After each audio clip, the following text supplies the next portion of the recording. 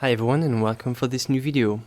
For this one I wanted to make things a little bit different. This is just thoughts that I've been having about arts and the history of arts. So instead of just writing it, I've just chosen some pictures and I'm gonna try to illustrate what I had in mind and try to make sense of it just by talking about it. And so the subject I want to talk about is storytelling in arts, or stories, or mythology in arts.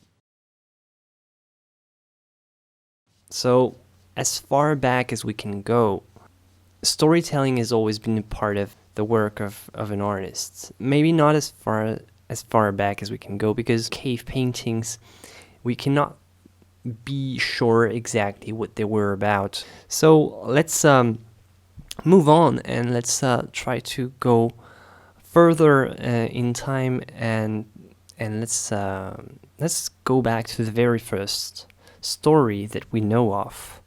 So the oldest story that we know for sure is the story of Gilgamesh, and around this time the job of the artists was mostly to illustrate stories. So this is a depiction of Gilgamesh, which was a hero of the Mesopotamian era. You can see that the job of the artist is mainly to illustrate. You had some specific style to follow. You couldn't just represent the story exactly how you wanted. You had to follow a specific style, and this is especially true with the Egyptians. Everything about the Egyptians and their mythology is all about the stories of the gods. Mostly everything has to be following a very specific symbolic canon. There are some norms that artists had to follow. For the Egyptians, drawing is pretty much the same as writing. So it tells how much story and arts are related if we go way back in the past. So even when the art becomes less symbolic, like with this sculpture of Laocoon and his sons, which is an episode of the Trojan War, you can still see the presence of the story. The story plays an important part in how the Greeks thought about the world, represented the world. Story was a very, very important part of their religion as well. If we move a little bit in time, we see the introduction of Christianism, and with Christianism, what appears is a new form of storytelling, because storytelling has to be related to the Bible. So the idea in the Middle Ages is to make the churches as sort of stories with no words. So you can figure out the stories of the Bibles just by looking at all these sculptures. When we move again a little bit closer to us in the Renaissance, let's say early Renaissance with Masaccio, for instance, you still have a clear emphasis on storytelling. Right here you can clearly see how events of the stories are all depicted sort of like in a comic strip, with various moments, episodes in the story that are all related to a biblical story that's well known to the viewers. So it was still the same approach. Artists were mostly illustrators for the stories, and they used the stories to reveal the beauty of their art. So even if we let imagination digress a little bit, and if we go, for example, with Maidan here, you can clearly see that the story is just a pretext, but that the artist uses the story and lets the imagination sort of run free. Basically, the story is very simple in appearance, but the artist is still capable of transforming it, deforming it. So it's not something static. You still have a lot of freedom. But artists of the Renaissance also enjoyed coming back to the stories of the antiquity. Most of these themes were well known at the time, at least to the public that they were destined for. Of course, you can also have anyone act in the stories that you want to depict, and you can ask normal people to play a role in your story, and you can use them as models, for instance. So you would use normal people from the street and have them pose for you, and this gives a more realistic impact. And of course, now that you're allowed normal people to act in your story, you can also tell about very normal stories and think about themes that were not considered before. You can have everyday things and you can just enjoy the beauty of the scenery. Of course, with time, artists were asked to talk about the history, not stories, but the history. And they were asked to illustrate and glorify key moments in time. They were asked mostly to glorify their patrons or to glorify the king or the emperor. The Romantic artists have taken storytelling to a new level because now they just didn't want to tell the story. They wanted to paint what the story creates emotionally and tell more than the story, but sort of help people understand the tragedy of the story, the rush of emotions, the struggle. They wanted to be right into the action. So it's not just storytelling, it's also setting up the drama. Of course, you can be much more subtle with the Romantics as well. Here, on this painting by Caspar Friedrich, you sort of question the story. You understand that there might be something going on, but you don't know exactly what, so you sort of wonder and you're left puzzled. You sort of feel that there has to be something behind this painting, but it's up to you to figure it out. Now, there's a time of revolution. And this is, I think, where things really changed. And the 19th century is a time of revolution. Really, revolution was in the air all around the 19th century, and revolution happened in the world of arts. There are three main reasons why the 19th century is a turning point. First is the invention of photography, which forced the artists to think about what they were doing and reconsider their work and their function in society. The second revolution happened in literature with writers that really took storytelling to the next level, like Victor Hugo, Dostoevsky, Tolstoy. So many writers really pushed storytelling to a point that were never achieved before. And the final revolution came in the form of cinema, of course.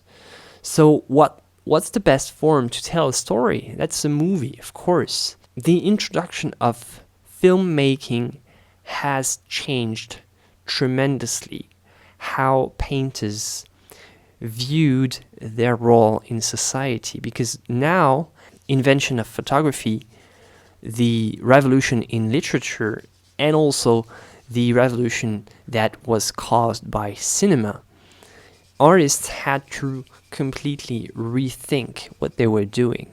And I think we are still rethinking what we are doing as artists. So the first thing that artists did was to reconsider and focus more on how the paint feels. A painter like Monet, for instance, sort of completely gave up on storytelling and just focused on creating impressions of light, which is why they were called Impressionists. The same for Cézanne, for instance. There is no story. There's no need to worry about the story because, well, novels can do that much better and movies as well. So let's just focus on the brushstrokes. Let's just focus on the texture. the second reaction was to say, all right, if storytelling is not one of the main values of art, what should be one of the main values of art? And many artists thought that originality was the key. So this caused the movement of the avant-garde. Most artists at this time thought that it was more important to be original than to have anything to say, really, because you could talk about anything, but you would never talk about it better than what a novelist could do or what a movie could do. So the key was to be more original in your approach, to find new forms of expression. Some artists thought that you had to be revolutionary, and maybe abstraction was a way to do that. And now we are here today. This is more recent. That's one of the point where originality can go too far. Does it still have meaning? Because basically everything's been done by Marcel Duchamp pretty much 100 years ago. Maybe I'll talk about Duchamp some more in another episode because, well, like him or not, he's an important character to understand. It would be a bad idea to just dismiss him just because you don't like the urinal. It is still an important character to understand if you want to understand what the state of the art world is today. So what can we conclude on this overview of arts and storytelling? First of all, let me say that I'm not saying that storytelling is necessary for good art or anything, because like you have portraits and still life, for instance, where storytelling does not even play a role, but is still a form of artistic expression. What I'm saying is that storytelling has played an important role in how art has shaped our culture and how we still have the same structure, because the structure of the story is how we interpret the world, because these very important stories have shaped our culture and have shaped the way we think today. It's important to understand that.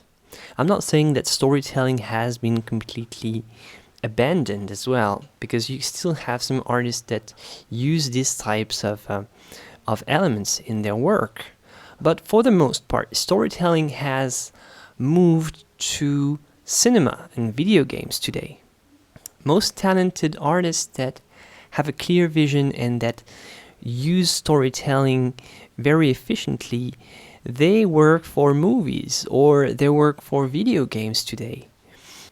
And the world of art has sort of left any sort of interest for paintings that tell a story or say something. People will not mind if you just paint something and state that it means nothing.